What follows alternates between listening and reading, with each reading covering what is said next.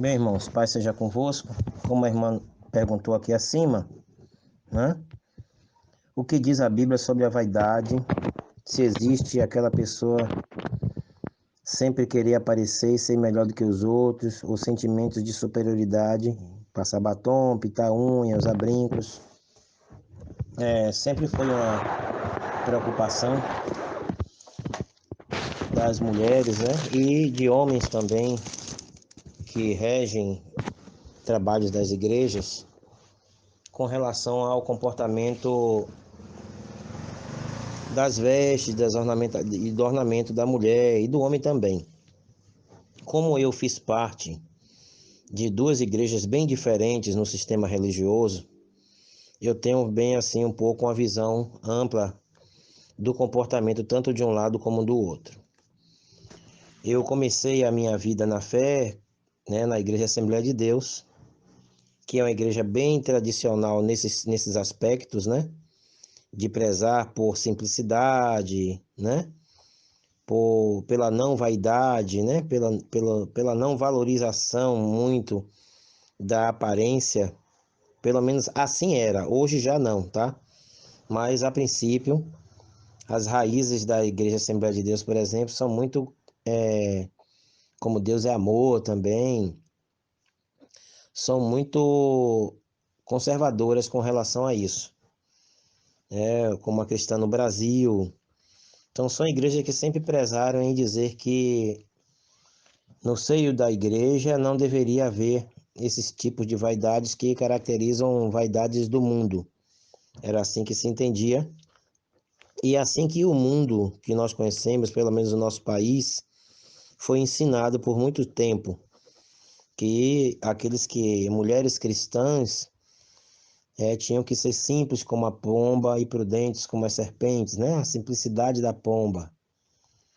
E sempre usar o texto de 1 Pedro, capítulo 3, versículo de número 3 a 5. Então eu vou ler aqui esse versículo e depois vou continuar discorrendo as coisas. Eu vou ler logo esse texto, porque daí a gente pode partir e continuar. 1 Pedro, capítulo 3, versículo 3 a 5. Diz assim: Não procure ficar bonita usando enfeites, penteados exagerados, joias ou vestidos caros. Pelo contrário, a beleza de vocês deve estar no coração, pois ela não se perde. Ela é a beleza de um espírito calmo e delicado, que tem muito valor para Deus. Porque é assim que costumavam se enfeitar as mulheres do passado, as mulheres que eram dedicadas a Deus e que punham sua esperança nele. Elas eram obedientes ao seu marido. Então, segundo esse texto aqui, nós vemos que, baseado nessa passagem das Escrituras, é que a Igreja Assembleia de Deus principalmente fez o uso da doutrina e do uso e costume da igreja. São normas internas, né, que regimentam o estatuto deles internamente para que oriente a manter um padrão. Então aqui diz claramente que a mulher, ela não deve estar muito preocupada com, esse enfeite exterior, né, preocupada em se achar bonita somente por causa dos enfeites, ou por causa de penteados exagerados, ou por causa de joias e vestidos caros. Sempre foi orientado para o povo de Deus ter um comportamento simples, né? De não exagero, para não causar escândalos. Em que aspecto eu falo escândalos? Uma coisa contraditória, por exemplo. A gente vai ter muita coisa para falar aqui, né? Mas vamos discorrer porque isso vai ajudar a ter um raciocínio bem amplo da coisa. Imagine a incoerência da gente que prega não ficar apegado a coisas materiais, né? E valorizar aquilo que mais importa na vida. E ver uma pessoa com um relógio, uma joia, uma corrente, uma gargantilha, né? Mulher, né? Que geralmente é colares, né? Que passa de suas somas de R$ 1.000 uma peça pequena de um brinco, porque as pessoas acabam até entendendo que aquilo é bastante caro, então valoriza a pessoa pelo que ela possui, não pelo que ela é. Porque muitas pessoas são medidas por aquilo que ela tem. E todo mundo consegue identificar, ou quase todo mundo consegue identificar, quando alguém está carregando algo de muito valor, né? Algo de material que realmente exprime muito valor. Entre as mulheres, por exemplo, elas sabem quando uma outra mulher está com uma bolsa daquelas famosas. Ela consegue dizer, um dia eu ainda vou ter uma bolsa dessa, né? E também tem a questão de para que você usa isso? É simplesmente para você se sentir bem? É para você ser bem vista pelas pessoas? É para chamar a atenção de todo mundo? Ou só do seu marido? Nesse aspecto que eu falo, tá? Porque tem pessoas que podem medir, né, se aquilo que está fazendo é agradável a Deus ou não, com essa simples pergunta: qual a minha intenção ao fazer uso desse adereço? Qual a minha intenção ao botar um batom, né, bem forte, com um brilho, né, bem chamativo, desenhar meu lábio, né, é, e fazer, né, as unhas e pintar. Eu vou entrar no critério do uso dessas coisas em outra parte aqui, mas agora é a questão de você fazer uma autoanálise, porque é uma coisa que eu aprendi e já ensinei muito. Quando você se arruma, se produz, desde a roupa aos adereços que você está usando, e você intimamente você diz assim, hoje eu vou causar, hoje eu vou chamar atenção, hoje eu vou me destacar, né? Hoje eu vou arrasar os corações, hoje ninguém me resiste, hoje eu vou ouvir umas piadinhas, porque eu estou muito poderosa. Eu acho que quando você se arruma e você pensa dessa forma, os seus pensamentos estão revelando um pouco a sua intenção e a sua maneira de vestir também está refletindo isso. Que você está se colocando numa posição de ser uma pessoa que está se tornando um agente de lascívia, um canal para fazer com que outras pessoas tropecem, homens tropecem, até mulheres mesmo tropecem nos seus pensamentos.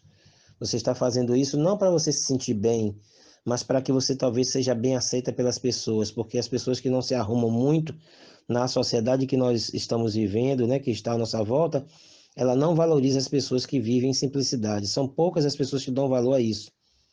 Então a gente se coloca numa posição mais de quem quer agradar as pessoas do que agradar a si mesmo, ou fazer alguma coisa para que sejamos aceitos pelas pessoas. Então, quando você faz algo e que você mesmo não se aceita, isso não está certo, isso já não está bom diante de Deus.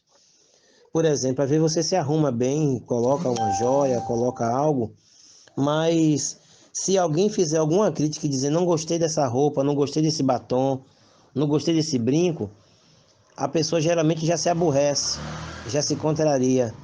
E aí, às vezes, ela quer tirar até do meio da rua mesmo, procurar um banheiro, alguma coisa e tentar tirar porque se aborreceu, porque alguém criticou.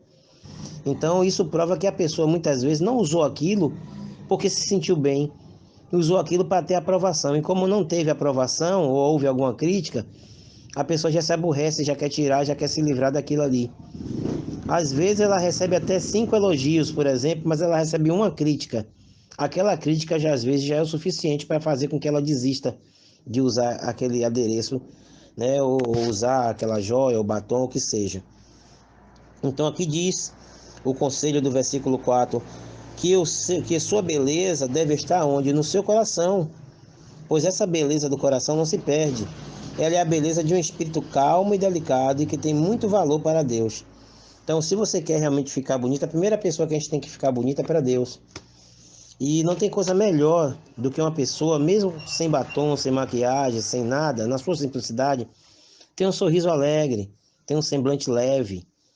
Isso chama a atenção. E isso eu posso dizer aos irmãos aqui com pureza da minha alma. Uma mulher bem produzida, né, bem arrumada, cheia de enfeites, ela pode chamar até mesmo a minha atenção.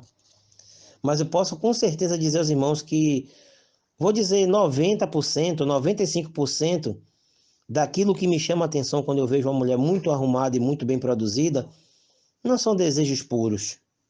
Sempre acaba atraindo desejos enganosos. Observe que a pessoa que se enfeita demais, ela se enfeita para chamar atenção.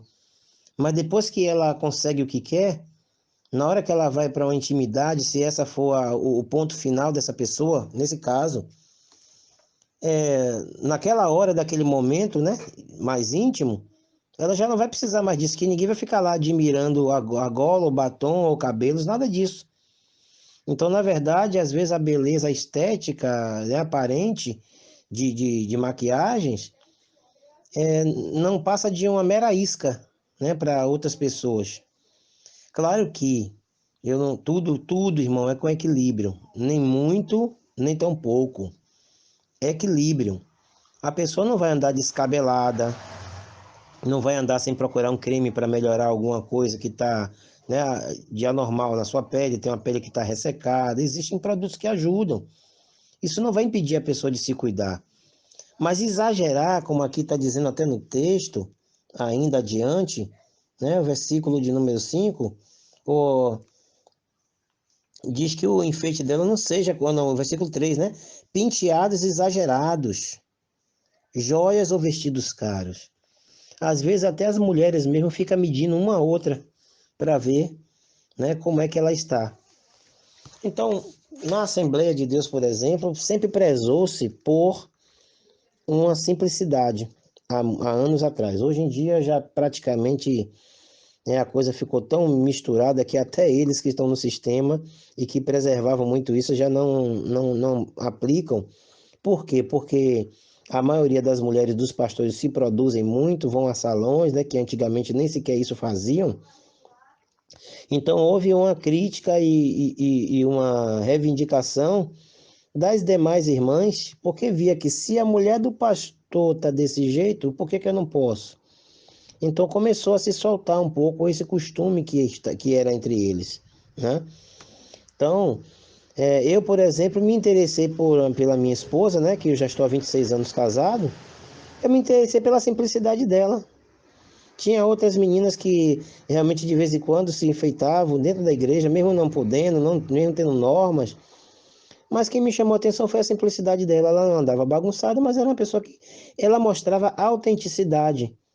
Mostrava quem realmente ela já era, já é aquela pessoa em si ali sem nenhum disfarce. A maquiagem muitas vezes serve como um disfarce. A pessoa se apresenta com tanta produção, né, com tanta beleza, mas aquilo é uma beleza produzida para uma festa, para um momento, não reflete o dia a dia. Então, se você chamar a atenção de alguém que se interesse por você por causa dessa beleza aparente no momento que você se produziu, será que essa mesma pessoa se encantaria ou se interessaria por você sem essa produção toda? É isso que realmente deve estar no coração da mulher em buscar, para que ela mesma não seja enganada por si mesma e por outras pessoas, né? Então, é esse o cuidado que tem que ter. Já na igreja batista que eu frequentei, a igreja sempre foi uma igreja que nunca se importou com isso e, pelo contrário, até motivava as mulheres a se enfeitarem e produzirem, se produzirem bastante, né? E ficarem bastante apresentável, porque eles entendiam que isso também chamaria a atenção da sociedade, que ali estava uma igreja onde as pessoas eram bonitas e felizes, onde as pessoas vivem bem porque estão bem apresentáveis. Então, tanto uma coisa quanto outra não passa de uma mera aparência, uma mera apresentação muito superficial para chamar a atenção de Deus, para chamar a atenção ao coração e à vontade de Deus. Não que Deus queira que seus filhos e suas filhas estejam más e mal arrumadas. Vamos ler alguns textos daqui a pouco que prova isso. A própria Bíblia, vou citar logo esse, Apocalipse 21, versículo 2, diz que João viu a cidade, né? A Nova Jerusalém, ele fez uma comparação, que de Deus descia do céu, enfeitada como uma esposa arrumada para encontrar com seu marido. Ou seja, enfeitada e arrumada. O que é que a gente entende como uma pessoa que está enfeitada e arrumada? Ela está com braceletes, provavelmente, com coroa, com joias, né? Ela está bem apresentável. Então nós precisamos entender isso, que Deus ele não é contra a autoestima, que a pessoa se valorize, mas que seja isso com bastante controle. A Bíblia mostra que os costumes dos outros povos eram todos voltados a essa aparência. Dali é a simbologia de vaidade e de aparência de adereços, né? A própria Jezabel tem uma aparência, né?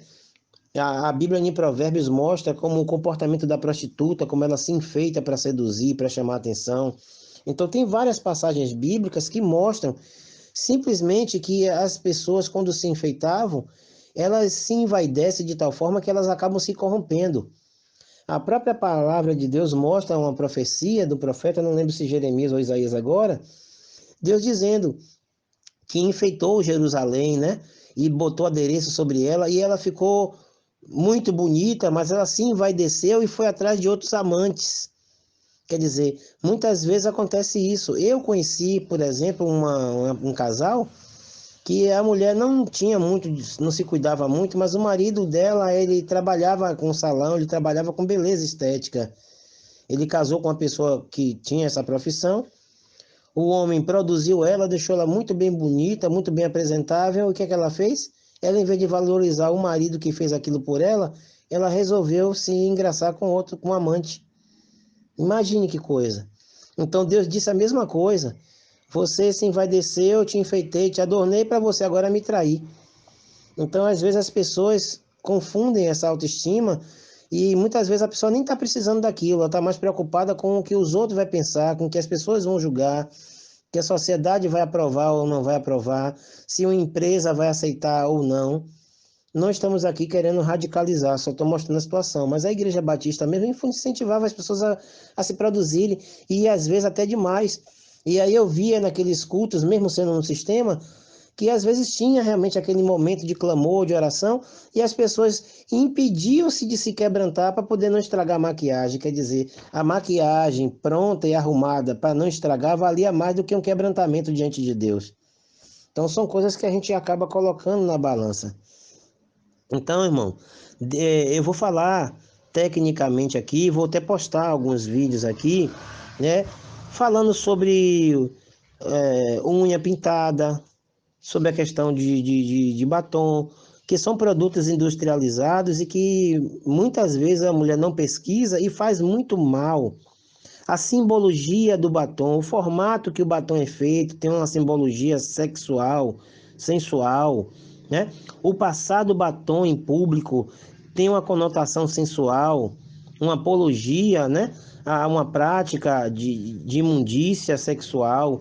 Então, eu estou sendo brando para poder falar assim, porque eu vou gravar um vídeo de estudo falando sobre o crente e a sexualidade, logo, logo, já está quase pronto, e vou postar no canal, e os irmãos vão ver. Então, existe toda essa coisa. A unha, por muita gente não sabe, mas a unha respira, ela tem poros de respiração, e aquelas cutículas do canto servem justamente para proteger o nosso corpo de infecções, para que nada entre por ali. Quando você arranca aquelas cutículas, corte demais, você deixa seu corpo desprevenido, né? Desprotegido, principalmente quando faz e vai para a praia, algo desse tipo, você está se expondo a bactérias, a fungos, a doenças transmissíveis que entram pela parte do corpo em contato com o sangue. E todos sabem que quando faz as cutículas, geralmente o corpo fica exposto, aberto àquela parte. E a unha, a pintura, né, os esmaltes, muito deles contém chumbo, contém substâncias que agridem e vai contaminando o corpo. Então precisamos ter cuidado com isso. Essas associações são associações atreladas à grande meretriz, à Babilônia, à mulher, né, pecadora, à mulher prostituta, todas essas mulheres que vestiam isso assim. Isso são tradições que são trazidas lá de trás e já é reconhecida. Que mesmo para aqueles que não eram do meio evangélico, as mulheres de bem, as mulheres decentes do passado, sei lá, 50, 100 anos atrás, elas não faziam uso dessas coisas, elas viviam em simplicidade. Cuidavam bem de suas casas, cuidavam dos seus filhos, e não precisava disso. Seu marido amava ela e gostava dela, e tinha respeito por ela.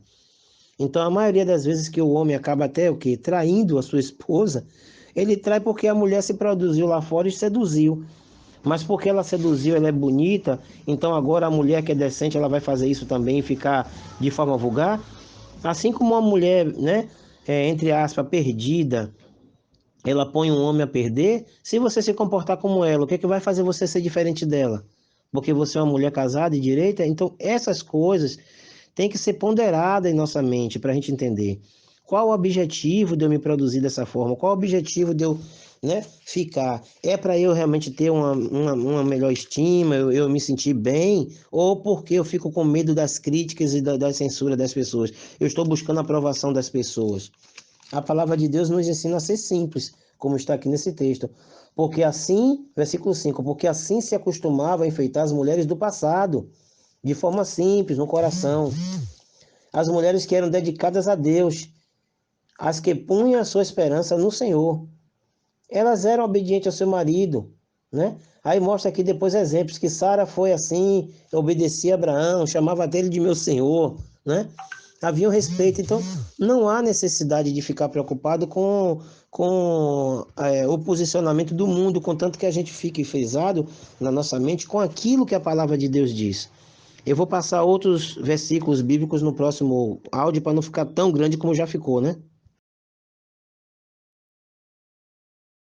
Eu vou ler alguns versículos e depois quem estiver aqui no grupo com certeza tem toda a liberdade de fazer comentários de versículo por versículo. Eu vou ler um versículo, vou soltar o áudio, vou ler o próximo versículo, soltar o áudio, que aí cada um pode fazer algumas considerações de acordo com cada texto lido, tá?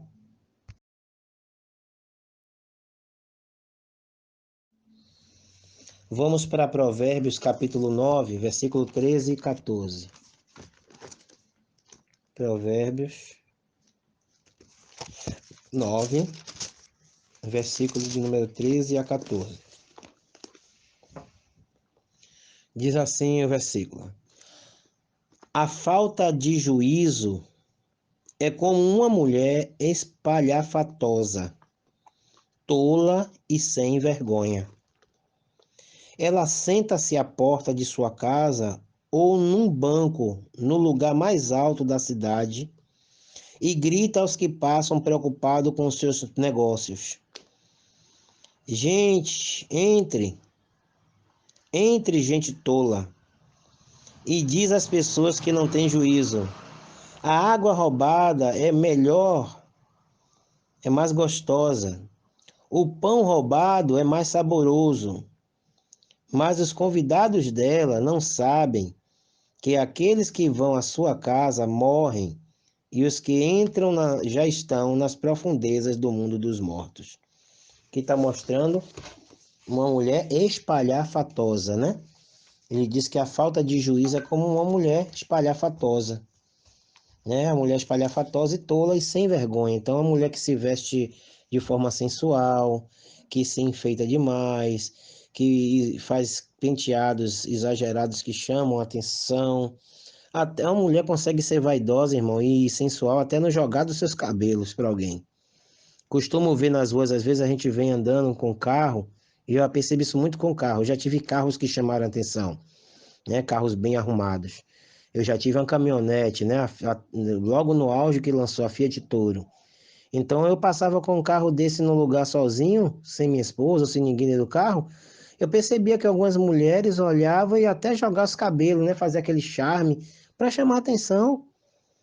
Então você vê que até às vezes no jogar do cabelo, uma roupa curta, uma maneira de se sentar, tudo isso a mulher tem que observar, tudo isso faz parte, né, de uma decência, de uma ordem, de um bom comportamento.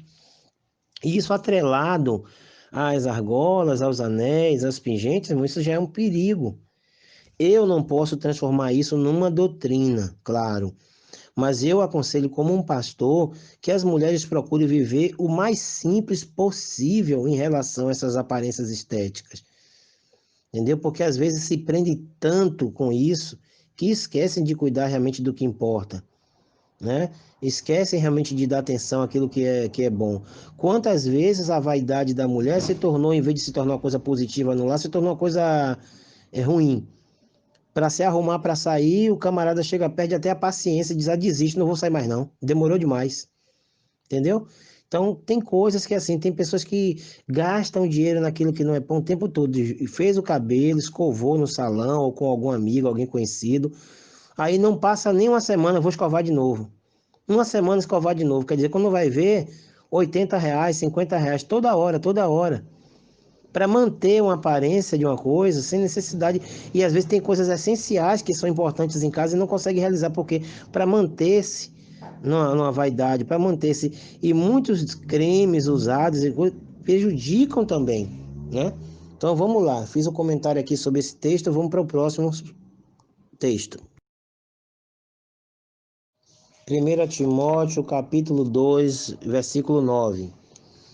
A mulher cristã: quero também que as mulheres sejam sensatas e usem roupas decentes e simples, que elas se enfeitem, mas não com penteados complicados, nem com joias de ouro ou pérolas, nem com roupas caras, que se enfeitem com boas ações, como devem fazer as mulheres que dizem que são dedicadas a Deus. Aí, um versículo combinando com aquele referenciado de Pedro, literalmente, né?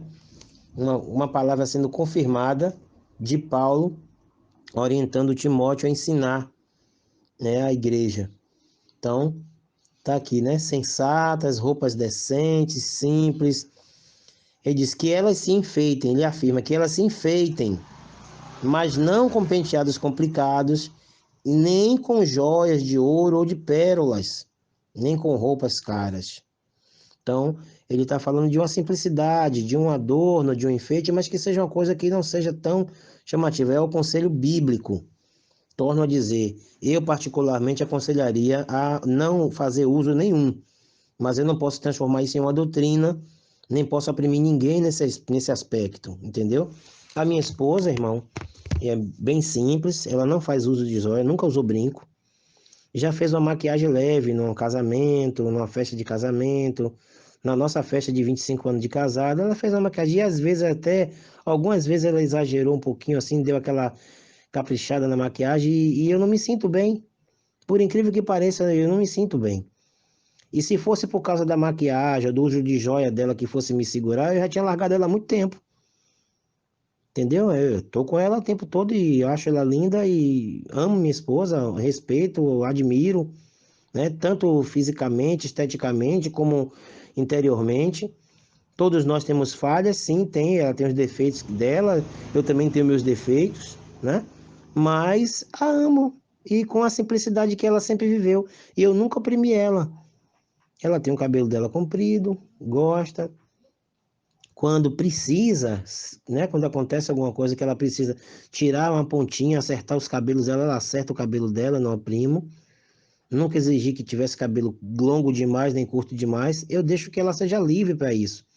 Porque eu entendo que ela também é uma mulher de Deus, uma pessoa de Deus, e ela tem a preocupação de agradar primeiramente a Deus do que a mim.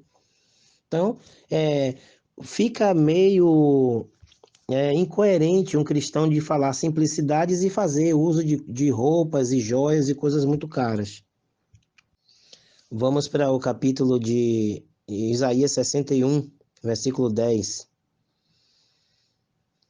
em diante. Diz assim: nós nos alegraremos e cantaremos um hino de louvor por causa daquilo que o Senhor, nosso Deus, fez. Ele nos vestiu com a roupa da salvação e com a capa de vitória. Somos como um noivo que põe um turbante de festa na cabeça e como uma noiva enfeitada com joias. Assim como a terra faz crescer as árvores e no jardim o chão faz brotar o que foi semeado, também o Senhor Deus fará com que brote a sua salvação, e todas as nações cantarão hinos de louvor a ele. Ele faz uma comparação aqui de uma alegria, de um festejo, e que o louvor e a felicidade será tão grande quanto um noivo quando coloca, né, um turbante na festa, de festa, né, na cabeça, e como uma noiva enfeitada com joias. Então, é sempre bom a gente pensar nessas coisas e tomar cuidado com as nossas posições.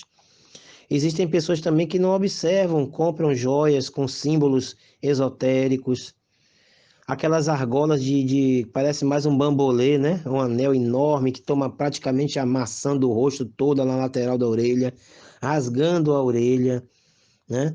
Não, isso não é discrição. Geralmente na cabeça dos homens, quando vê uma mulher com essas joias muito grandes e muito espalhafatosas, irmão, a maioria, claro que toda regra tem a sua exceção aí, mas a maioria pensa de ser uma pessoa que quer realmente se exibir, de uma pessoa que está à caça. Então, as nossas roupas, os nossos adereços também falam, existe a linguagem, né? Existe esse tipo de linguagem corporal, de aparência. Então tem que tomar cuidado com aquilo que você veste, o que é que ele está falando para as pessoas. Aquilo que você usa, ele fala, ele tem uma linguagem para as pessoas que estão lhe assistindo. Então precisa ter cuidado com essa linguagem. Esse texto de Provérbios 11:22 que eu vou ler agora, ele fala que a beleza da mulher, ela tem que estar ligada com uma consciência, com um comportamento ajuizado, com uma intenção correta na sua mente e no seu coração. Porque se ela se enfeitar, né, e agir de forma leviana, né, de uma forma sensual, com a intenção de chamar atenção, de provocar, ela vai estar cometendo pecado, porque ela está pecando e fazendo outros tropeçarem, caírem. Provérbios 11:22. A beleza na mulher sem juízo é como uma joia de ouro no focinho de um porco. Quem é que admiraria uma joia, por mais bonita que fosse, garrada no nariz de um porco? Então ele quer dizer que a mulher que se preocupa somente com a beleza exterior, mas ela age sem juízo, ela se comporta sem decência, né? Sem descrição, né? Sem um comportamento, né, leve, né, com um comportamento discreto, ela se torna uma pessoa sem juízo.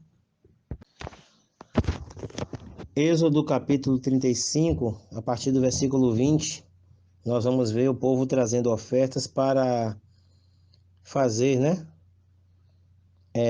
a tenda, né, fazer ali o tabernáculo, né, a construção da tenda e os adereços e tal.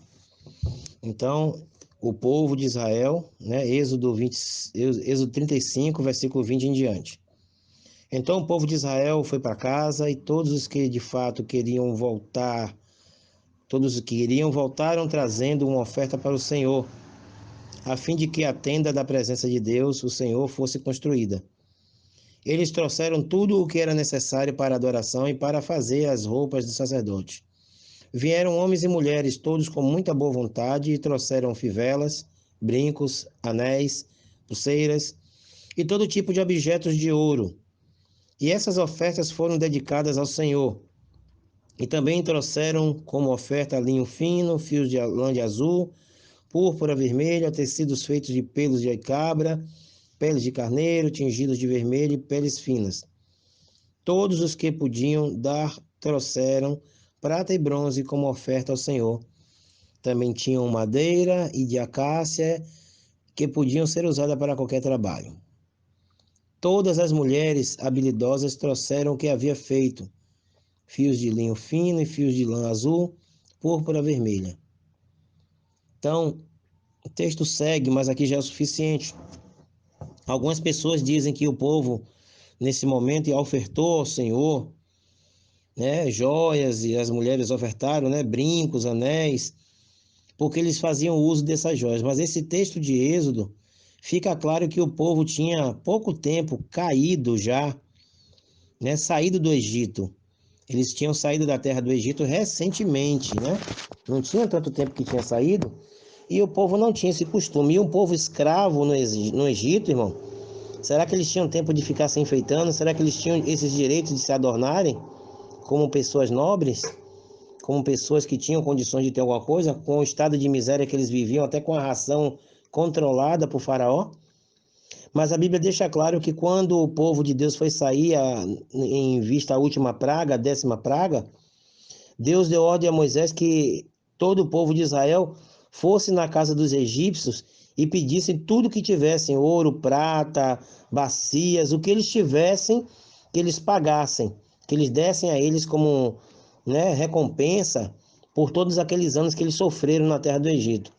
Foi a primeira indenização coletiva, né, que teve em toda a terra, acho. Porque Deus, quando tirou o seu povo, fez com que aquele povo egípcio pagasse todo o tempo de serviço, de escravidão que o povo passou ali, o povo hebreu passou. Então, aqueles adereços ali, na verdade, naquele texto, não tem nada a ver de proteger e dar ênfase para que seja uma desculpa para fazer uso de joia. Mas, nesse caso desse texto aqui, com certeza foram os adereços que cada um tinha pego como indenização quando saiu do Egito e tinha em suas casas guardado aquelas coisas, porque senão eles teriam tirado ali mesmo, onde já estavam usando e colocado. Isso é uma observação interessante a ser feita. Se nós formos buscar a história do batom, a gente vai ver que o batom, como outros tipos de pintura no rosto, sempre foi feita voltada a algum tipo de culto a deuses antigamente, né?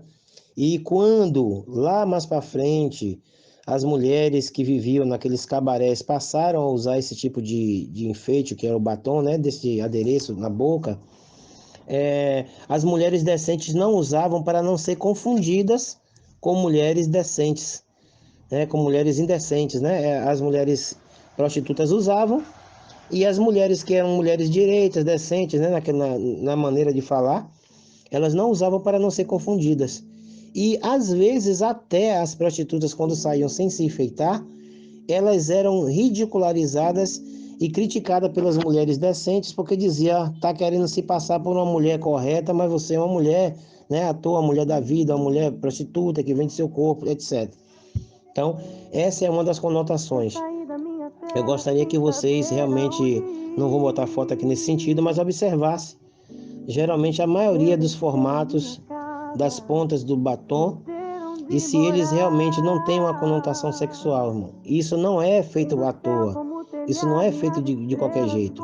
E uma coisa a se perguntar, você já parou para pesquisar de que é feito, qual é a química, qual é a substância que é utilizada para fazer a maioria dos batons? Eu espero que dessa forma eu possa ter ajudado, né? Com a mesma coisa tem em relação às unhas, né? Tem o mesmo princípio de rituais, né? Que a deuses estranhos naquela época.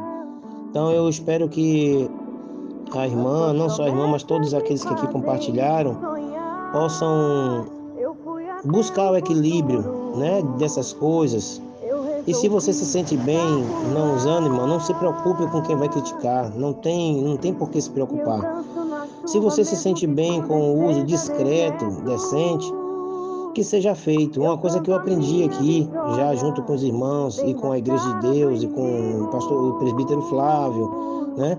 E outros irmãos, o pastor Eliseu, é que realmente não dá para a gente fazer, né, uma imposição doutrinária numa coisa simplesmente suposta pelo aquilo que a gente entende.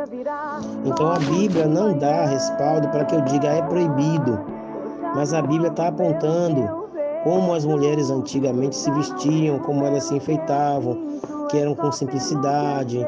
Então eu não posso dizer não pode, é proibido, tá? Mas o conselho é esse. E para que a gente seja igual, as igrejas evangélicas, de um modo geral, a Igreja de Deus aqui no Brasil tem 41 anos, né? 41 anos, de 79 para cá. Então, o que acontece? Tem muitas outras igrejas que já vêm de muito mais tempo, né? De muito mais tempo. E eles ensinaram as pessoas como é separado o povo de Deus e o povo do mundo.